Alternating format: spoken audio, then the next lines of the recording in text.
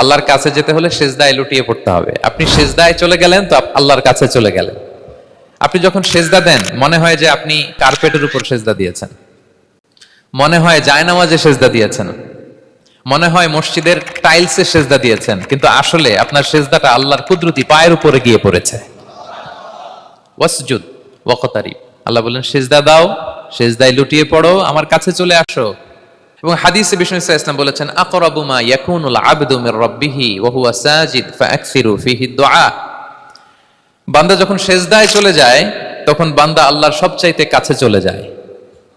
ফাআকসিরু ফিহি দুআ, তাই ওই সময়টাতে তোমরা বেশি বেশি দোয়া করো, আল্লাহর কাছে চাও, কারণ এটা একটা মাহেন্দ্রক্ষণ। কি বলেন? সেজদায় যখন চলে গেলাম আল্লাহর সবচেয়ে কাছে চলে গেলাম। বিষ্ণুনবী শিখালেন এই সুযোগটা কাজে লাগাও, তখন বেশি বেশি কি করো? দোয়া করো। দীর্ঘ সময় সেজদায় পড়ে থাকার জন্য বিষ্ণু ইসলাম আমাদেরকে উৎসাহিত